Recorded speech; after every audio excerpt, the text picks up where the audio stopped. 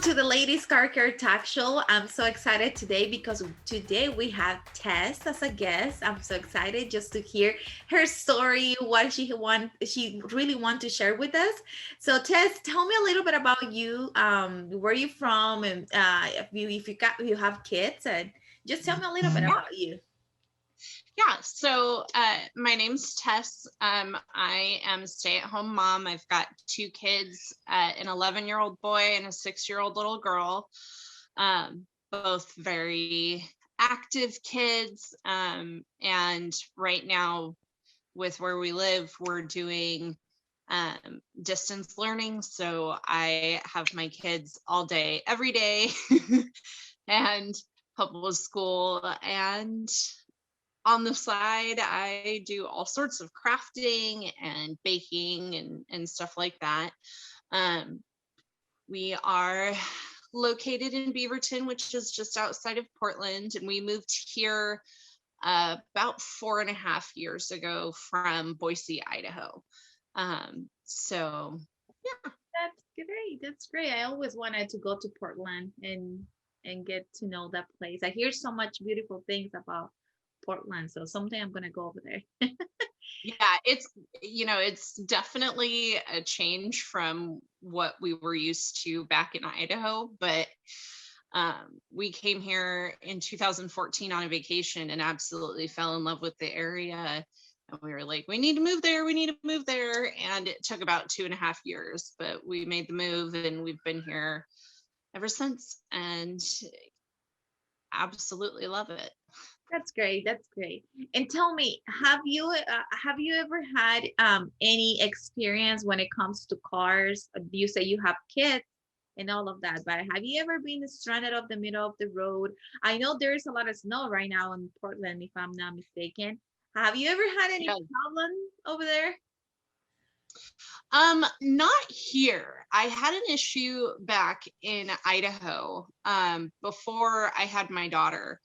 I was actually at my sister-in-law's choir performance and came back, and we were hanging out at my mother-in-law's, and her next door neighbor comes over and knocks on the door, and he goes, "Hey, do you guys own that white Hyundai outside?" And I was like, "That's my car."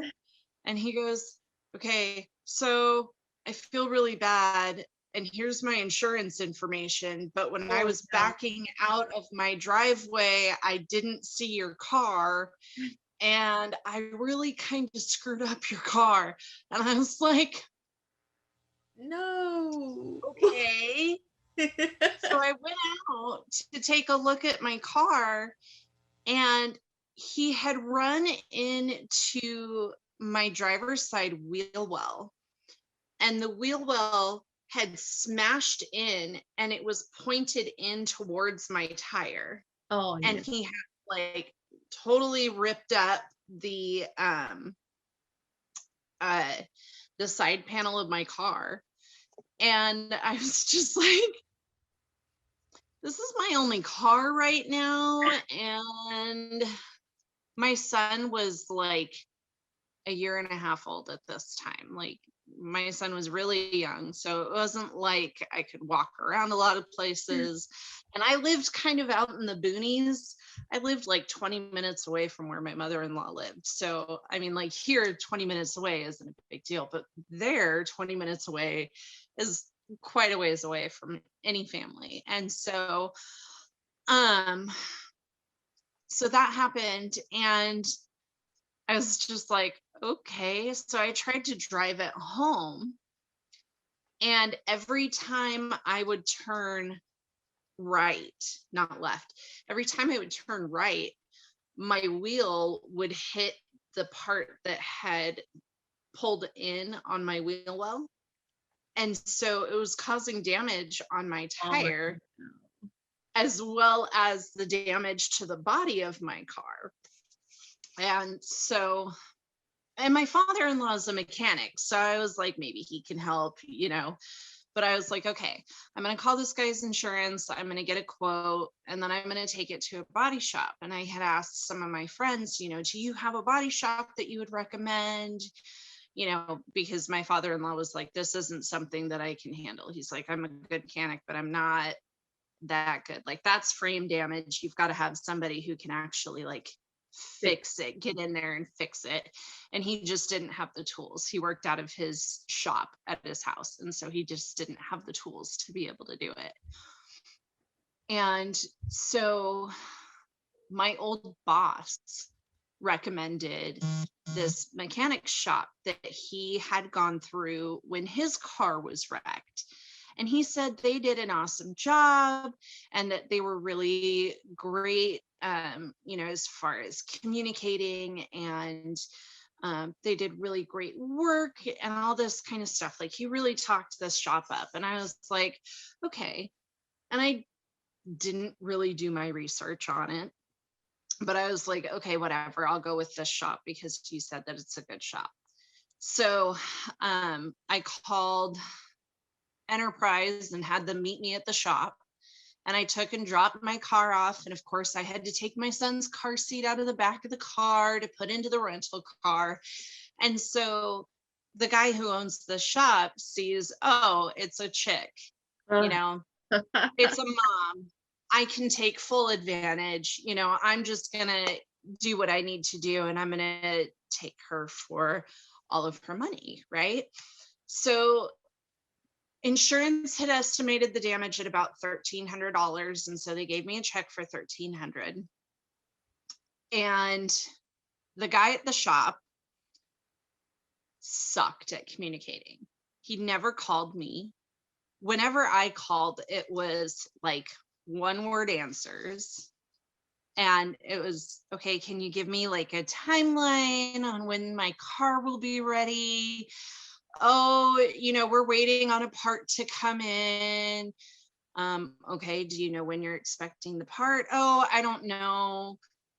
And I didn't even know that my car was done until Enterprise called me and said, today is the last day on your rental. You need to have your car turned in by 5:00. The shop says that they're done with your car. And I'm like, I haven't heard from the shop. Like, there hasn't been any communication, nothing. Like, I was like, I had no idea that my car was done. Okay. So I go and I pick up my car, and my car, it was a white Hyundai Elantra, and it had pinstriping, this just really thin kind of like seafoam green pinstripe that went all the way down the side of the car. And when I got my car back, that pinstriping was not on the piece that they had repaired. And I took it over to my father-in-law's house, and he looked at the car and he goes, they just bondoed your car. Oh, they didn't order new pieces. They just pulled out the dents, and that's all that they did. They didn't order you a new piece or anything like that. And I'm like, what do you mean? They charged me $900 for what they did. And he goes, yeah, he took you for all your money, basically. And because they knew the insurance was paying, they just want to take the home money. Plus, they knew you were a woman that don't know much about cars. They thought, oh, bingo. Yeah. Money bags right here. Let me just go ahead and take full advantage and take all of this young mom's money and do a shoddy job, not really do what I'm saying I'm doing, and just try and take her for all that she's worth. And it was something that was really frustrating and really opened my eyes for me. And now I'm like, every time I go to a mechanic, I make sure that my husband is with me. My husband and I, neither of us really know much about vehicles, but I make sure to take him with me now so that I don't get taken advantage of. Yeah. And that's really frustrating to me because, I mean, I am a woman, I am a mother, but I'm also a person, and I deserve to be treated like that. I don't deserve to be treated any differently just because I'm a female. Exactly. And that's one of the things that I've been fighting since I started Ladies Car Care. I think that Mhm. was our first mission, that when I decided to open Ladies Car Care, because we do have a repair shop. And I hear this story that you're telling me right now over and over again. I mean, so many Yeah. times of how many moms they feel that frustration, and they just feel angry every time they mess up their car, or something is missing in their car, and they have to take it to the repair shop, just because they know if they go alone they're gonna have a situation like that. But Yeah. that's one of the things that I really want to share for you and for all the listeners. It's like, we don't have to be treated like that. If you feel like, since the beginning that you saw, let me ask you something. When you get into the shop, do you feel intimidated by the mechanic shop, or do you saw, or you even feel like, oh, this guy is gonna do something like that on my car, or maybe he's not explaining things? Do you saw any light in there? I mean, it just really felt in the very beginning like I didn't know what was going on. And so I just wasn't even worth his time really in trying to explain what had happened or what they were going to do to try and fix my car. Like, I mean, if he had told me, hey, I'm going to bondo your car, I'm just going to try and pull these out and then bondo it and, try and fix your wheel well so that it doesn't have this point in it anymore. Okay, cool. I'm okay with that. But instead, he's like, oh, yeah, we'll order the part and we'll get it all fixed up for you. And then just completely aloof after that. And it's just like, after our first interaction, when I dropped the car off, I was like, this isn't going to be very good. Yeah. You know, I knew it as soon as I dropped the car off. yeah, and that's why I always said, never ignore your instinct. Never ignore your instinct. If you're feeling that something is off, that something is not okay, just walk away. Sometimes I Yeah. feel that we have that feeling that we're gonna feel compromised if we say no. You know what? No, I don't feel that this one is gonna be a good choice for me. Let me just walk away. No, that's why we have to do our homework, read the reviews on the shop, check on them. I mean, what are the work that I have done before with another client? And if you're still there and then you see that they're not explaining to you, that is a big sign, because they have Yeah. the responsibility to, I mean, explain every single detail of what they're gonna do in your car. They have to give in everything. They have to give it to you in writing. Second, and third, they have to explain you about guarantees. If you're not happy with the job, if the job is what they did is not what they offer, you have to have that written estimate that you can come over again and say, hey, what you did, what you just said that you're gonna do in my car, it's not. So that way Yeah. you have proof.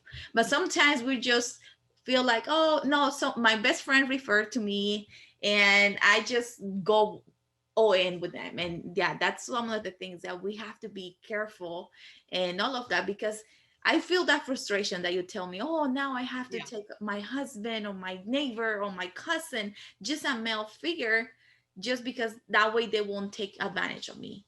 No, we have Right. to break that stereotype. I mean, we're capable of doing things, even car maintenance, even know about Yeah. cars. So that's Yeah. why we are providing so many tools and things that you can learn and everyone can learn. Because, I don't know, have you ever done something for your car by yourself? Like something, even Yeah. something small? Yeah. I mean, like I've replaced tail lights in my car. And with my car it was something where I had to take a whole panel off to be able to get into it, and so I did that. That's And great. I mean, I help my husband with stuff every now and then on his car and stuff like that. Like, we're trying to learn. We Google as much as we can, we YouTube as much as we can, because we can't afford to go to a shop right now. But I've had a couple of issues, like with my tires and stuff like that, and I've gone to Discount Tire. And I found out that they're really awesome there. I mean, they'll repair flats for free, and they'll check your tire pressure, and they'll do um, rotation and all that kind of stuff. And so, I've found like little things and little places that I can go that I trust. Exactly. But like, even with my oil changes, I've been screwed over with that. And a radiator flush, I was screwed over with that. And, again, it's because I was a woman, and I'm just like, I don't think that it's right that Yeah. I get taken advantage of just because I'm a female. Yeah, no, And, it's not. It's not you know, right. Of course, it's not right. But I think that you felt like you're telling me all these things, but don't minimize. I just did this. I just did that on my car. No, those are huge wins for you. I mean, how empowered you feel when you did that in your car. You feel empowered. You oh, feel yeah. confident that like, oh, I Yeah. did this. So don't minimize that win. I want you to celebrate that you're doing those things and you're learning and you are in the process of learning even more, and you're finding places that they can trust, that they can do things, and that's how we learn. I mean, and Yeah. one of the things I always encourage is next time that you go to the repair shop, get there with a lot of confidence. Even that that you don't know much about cars, if you change the tone of your voice and you just put confidence on you, I'm gonna assure you that they're not gonna take advantage of you, because they even feel the fear that you have. They feel that you're like hesitating of what you're saying, and they take advantage of that. And I'm not saying every mechanic is like that, but there's Right. a lot of nasty mechanics out there. So I mean, I think it's just part of the culture in mechanics. yeah. They don't feel like females are going to really know anything about a car, and so why look at them as equal in that type of a field? And I mean, that's frustrating because half the population is female, and so I mean, Yeah. And you know what? Let me just share a statistic with you. Do you know that 65% of the drivers here in the United States are women? That means really. there are more women driving than men. So I did not know that. another thing is that the decisions that when it comes to repair a car or take the car to the mechanic, 60% are women. And it's Wow. just like, wow, the wow factor. I try to get this statistic from my own shop just to see it from the one that it's on Google and all the statistics out there. And it's true. My shop just last year, 70% of my customers were women, were females. Wow. And we were like, whoa, this is so true. If we don't know how to, as a shop, if we don't know how to serve women, how to give them what they need, I mean, we're going to keep having this reputation as a repair shops. And I'm Yeah. like, okay, no, we have to change that. We have to, I mean, give women the place that they deserve. I mean, that's why we start doing clinics and share our knowledge. I mean, I have a lot of clients that they don't even know how to open the car hood. And that breaks my heart Wow. because there's a lot of times that they can be in a car, I mean, emergency situation where they actually have to open the car hood to at least know what is going on out there, but they can't. Yeah. So what's going to Wow. happen with the future generation? All the kids are growing if their parents are not teaching all this, you know? Right. So you told me you have kids, right? How old is Yeah. your oldest one? 11. 11. Imagine Yeah. in 4 or 5 years more, he's gonna want to start driving. I know we don't want to think of that. I know we were like, oh no, he's my baby, she's my baby. We don't want to think of that. But years go like this, fast, all the time. I mean, I have a 13 years old. She's about to turn 14 in a few months. And she's already thinking, oh, mom, what type of car I'm going to buy when I turn 16 and I can get my permit to start driving. And I was like, whoa, hold on. Wait a minute. Like, pump the clear for a second. We're not ready to have that discussion yet. Yeah, but you know what? One of the things that just because I mean, my husband is a mechanic, I know a lot about cars. I started teaching her this life skills. Okay, first of all, you have to know how to do the maintenance on your own car. You have to be able to change a tire, to check the fluids, to do your own oil change and all of that. And I have a 10 years old that he already know all that. And it's Oh, so, wow. I mean, you feel very proud of saying, oh, you know what, this is a life skill that every single teenager needs to know. And Well, just yeah. just the same as cooking, just the same of time management and all of that. I mean, car maintenance is something that is very specific, and it's not something that, oh, we may teach them. No, we have to. Yeah. Yeah. And, I mean, it's not something that I was ever taught. I Exactly. mean, my first car was a 1984 Buick Century that was driven in the 84 Olympics. Like, it had the Olympic emblem all over it, everywhere. It was in the doors, it was on the front of the car, it was chrome edged doors. I mean, all sorts of stuff. And it was in fantastic condition when I got it.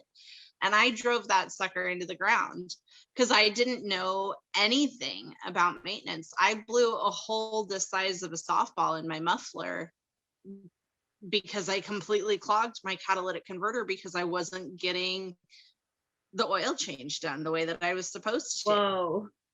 Yeah. Yeah. It sounded like there were gunshots coming out of the back of my car for quite a while. That's just because of the lack of confidence and the cultural way that our parents were raising us. They never teach us either. I mean, my dad, he never even taught me how to drive because I was his little girl, I was his little princess, and I was not able to even to learn how to drive until I got married. And that's the way I got, when I got married with my husband, he was the one who taught me how to drive. And then he teach me everything about cars. But yeah, I mean, this is something that we really need to teach our kids. I mean, I don't want to see their generation like clueless about their own car and this situation. Yeah. So it's in our power to teach them, and most of all, gain confidence. That's what I was telling you right now. Don't minimize your wins when you do something like that. So because if you're doing it, I mean, just celebrate that win and share with your kids, because they're gonna see what you're doing and will see, oh my goodness, my mom is doing this, I really want to try it. And you're celebrating your wins and are their wins as well. So if you're hearing me right now, please don't minimize your wins. This is something that you really need to celebrate, and I'm sure you that you're gonna gain more confidence every time you do it, and then again and again. So next time that you show up, I'm gonna assure you that next time that you go to a repair shop again, you're not gonna feel the same way. You're gonna be more alert. You're gonna be more, okay, what's going on, what I need to do, and all of that. And I just invite you to come to our community on Facebook. We have a group of women there just learning about cars, and we have a lot of sources. And one of the sources is, what are the questions that you need to ask your mechanic? There's 5 specific questions that we always teach. What are that you need to ask him to know if this is a trusted mechanic? So I'm gonna send you the information, and I'm sure you're gonna love being there. But yeah, I'm excited for that. I mean, that's something that I will definitely be looking into and learning more about, because I mean, I want to be confident in that. And I mean, it's like you said, it's super important to be confident in that and have the knowledge. And I mean, when the stuff happened with my car back in Idaho, I was 22 years old. I mean, I had no confidence in that whatsoever. And that's exactly what the mechanic saw. And he was just like, I'm just going to take advantage because I know I can. Exactly. And I don't want to be in that situation again. Yeah. And I'm sure you don't want your kids to be in that situation when they grow up. Oh, no. They have a car and all of that. I'm pretty sure that. Yeah, I mean, I've got a daughter. She needs to know just as much as I do, and even more. I mean, technology in cars now is so much different than even when I first started driving till now. I mean, things change so fast just in the world, but in the mechanics industry as well. Yeah, but you know So what? Technology is changing, but something that is not changing until we decide to do it, it's this cultural way to see it that mechanics always going to take advantage of females.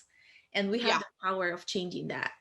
Because if we keep accepting that just as the auto, it's auto, no, it's a male nominated thing, and then women don't need to know about cars because we are women.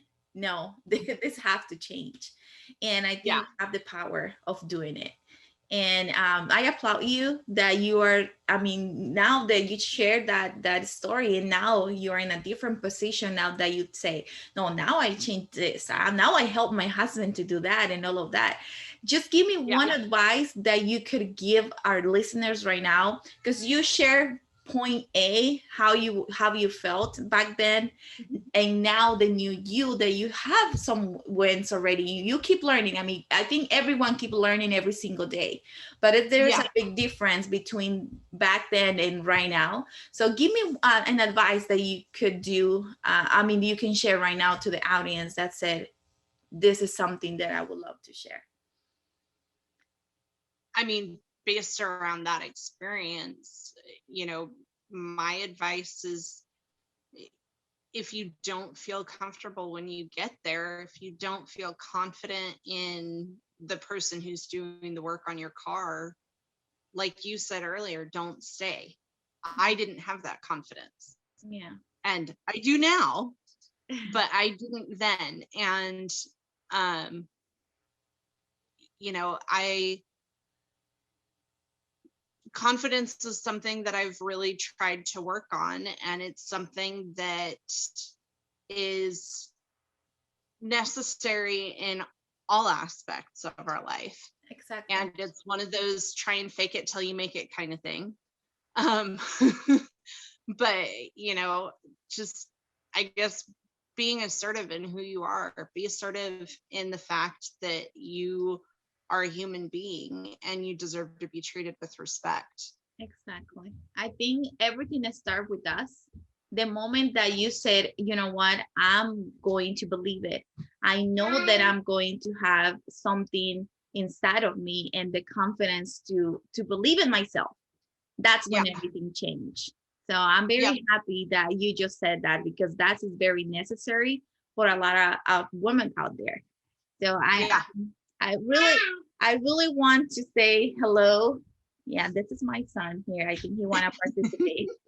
So I just want to thank you that you gave a couple minutes to be in the show today. I really enjoyed our conversation, and this is going to be very Yeah. powerful because we talk about confidence. We talk about a lot of things. So I just want to thank you again, Tess, for being a part of our community. And Yeah. I don't know if we want to say something else before we say goodbye. You know what? All I want to say, Cindy, is thank you so much for giving me the opportunity to share my story, and for creating a community of women who are able to help each other build their confidence, not only in this aspect of the mechanic world, but also just being able to build our confidence as moms and as women. So thank you so much for that. I really appreciate it. Oh, you're welcome. And yeah, and sometimes we want to hide this. We want to say, oh no, I want the kids quiet. But I mean, we're moms. We're working from home. One of the things that I always said is moms have different hats. We are moms, we are entrepreneurs, we are wives, we wear so many hats at the same time. And I'm like, we don't have to hide that. I mean, come on, we're moms. We are able and we're capable of doing so many things at the same time. Now we're like, let's do it. I feel like mechanics should be more afraid of the mom coming into their shop just because we are so diverse in what we handle and what we Right? do on a daily basis. Like if anybody should be afraid of anybody, it should be the males being afraid of the mom because we are a whole different animal. Yeah, definitely. Yeah, but we have to stand like that. We have to stand out and see and believe in ourselves like, hey, if I'm capable of, doing all these things with kids, with the home, with all those things, believe me, sometimes I'm like, whoa, I did all this on one day. And my husband is like, I don't know how you did it. And I'm like, because I'm a woman. Because I know that I'm capable of doing so many things at the same time. Right. My mantra has been, I'm a mom, I don't have the luxury of quitting. And that I think that fits for this as well as so many other things, just because as a mom, we don't have that option of quitting. We have to keep going because it's not just us, it's our kids as well. Exactly. And, like you were saying earlier, it's really important for us to be able to teach them and show them that we have that confidence. And, it's not something that I've always had, but I'm definitely working on getting it back up to where it needs to be. Yay. And I love to close the show with that. This is amazing. Yeah. I think the show is just getting better and better, and we can keep talking about this topic because this topic is so big. But I just want to invite you to come over to the next episode, because if this one was incredible, I'm sure the next story will be amazing as well. So thank you, Tess, once again for being part of our show today. So I hope everyone has a wonderful day, and see you in the next episode. Thanks for listening to the Ladies Car Care Talk Show. For more resources from Cindy or to join the Ladies Car Care Facebook community, you can follow the links in the show notes. If you enjoyed this episode, be sure to subscribe wherever you're listening and share with your friends.